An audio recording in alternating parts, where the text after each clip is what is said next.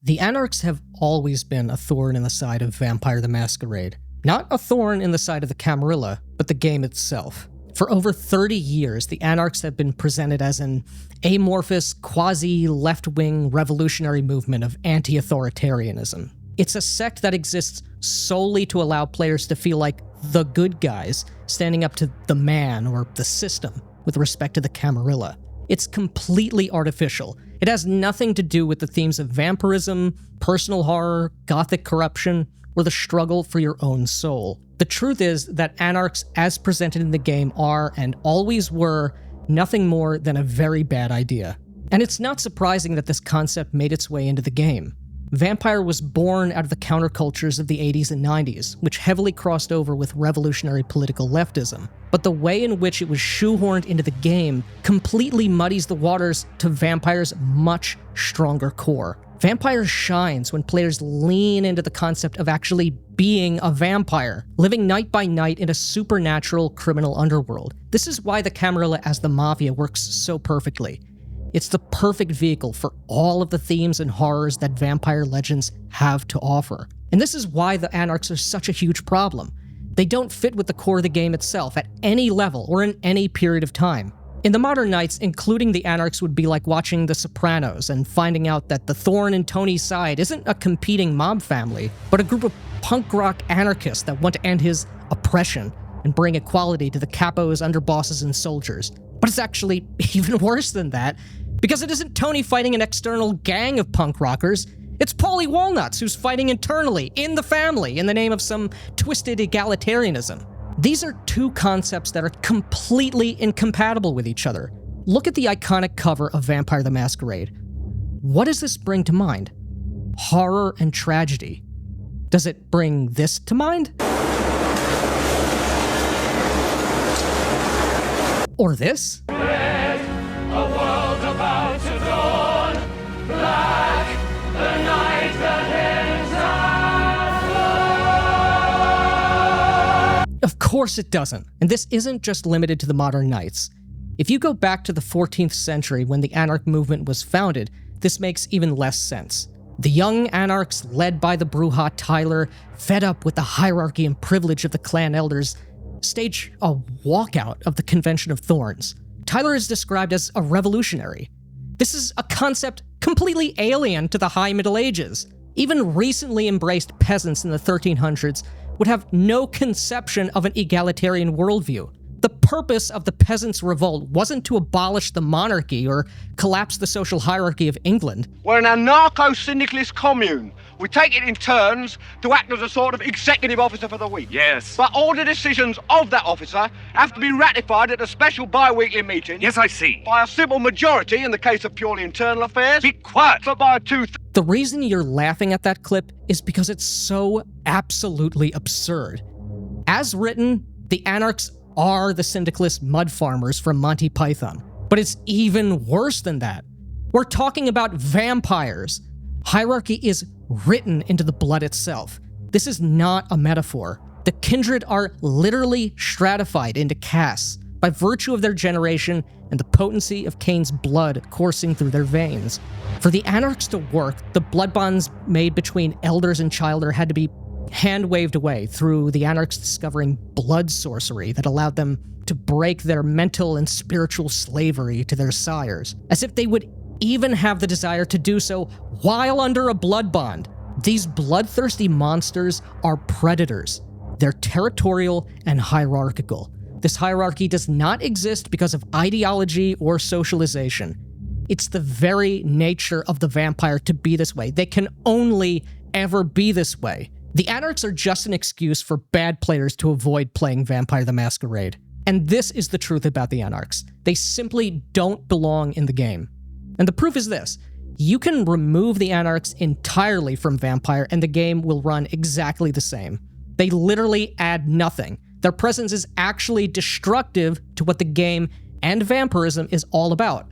But it doesn't have to be this way. There is room for NPCs and players to carve their way out of Camarilla rule, but it's not through injecting human politics and political ideology from the writers. The solution to the Anarch problem is not to shy away from the inhuman brutality of being a vampire.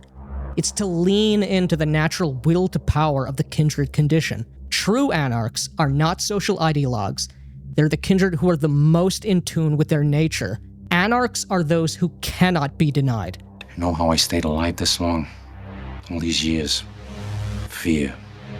The spectacle of fearsome acts. Somebody steals from me, I cut off his hands. He offends me, I cut out his tongue.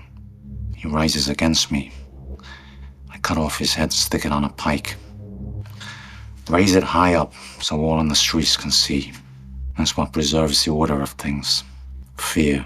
Through overwhelming brutality and natural charisma, an anarch is one who cannot be commanded. He's someone who understands the rules put forth by the Camarilla, but will not be subject to them. When the Camarilla comes to enforce its edicts, he is not afraid to paint the streets red with their blood. You can build your filthy world without me.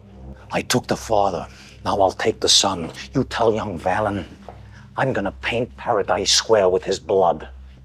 2 coats. I'll festoon my bedchamber with his guts. As for you, Mr. Tammany fucking Hall, you come down to the points again, and you'll be dispatched by mine own hand. The Camarilla, even by vampiric standards, is a new institution. Their traditions are the new laws, and they are organized and strong enough to enforce them on most kindred. But vampires are far older than the Camarilla, and anarchs follow the old law. That law is that the strong eat the weak. You beat William Money out of Missouri. Killed women and children. That's right. I've killed women and children. Killed just about everything that walks or crawled at one time or another. And I'm here to kill you, little Bill. For what you did to Ned. Your players and your NPCs should be afraid of anarchs. They are undeniable powerhouses of violence and wielded only for their own ends, not the ends of the kindred or the family. But this doesn't mean that an anarch is always at the top of the pyramid or a low generation elder. Omar coming, yo. Omar coming, yo. Omar coming. Come on. Get out of here. Omar coming. Put that shit down. I said Omar coming. Somebody is coming now. Come on, let's go. Yeah. Take Omar Little from The Wire. This is a character that is an absolute menace to the gangs in Baltimore. He isn't fighting them to bring equality or even to end their criminal activity. Omar likes stealing from drug dealers and has the guns and the will to do it with impunity. Or take Walter White. Breaking Bad is the ultimate neonate to elder progression. He starts off in a world he doesn't understand, and through a series of mistakes, he learns that no one can stop him. He kills, he cooks, and he earns. Not because he has to, but because he will not be denied. Now, say my name. Heisenberg. You're goddamn right. And what about ancient Methuselahs that were in torpor when the Camarilla was formed? Are these monsters going to be bound by the laws of their children? Or are they going to walk right into those childless houses and take what's theirs?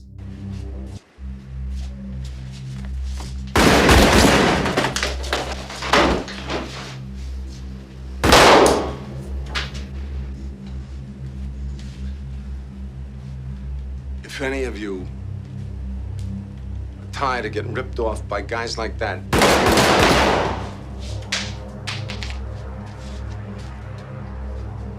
you come with me. I'm at the Plaza Hotel. You're welcome. You're all welcome to join. Anarchs are those vampires that simply cannot be stopped by the Camarilla and must be dealt with as equals. This is fertile ground for coming up with extraordinary characters to include in your game. It shakes up the mob structure and reinforces the verisimilitude of the world of darkness. You should jettison the Anarchs as they're written. It's a bad idea, and it's been a bad idea for 30 years. You don't have to tie this narrative millstone around your neck. Political revolutionaries don't make the game interesting, and fighting the hierarchy in Vampire is literally fighting against the game itself. If you're going to play Vampire, play Vampire. Be a real Anarch, and don't settle for anything less.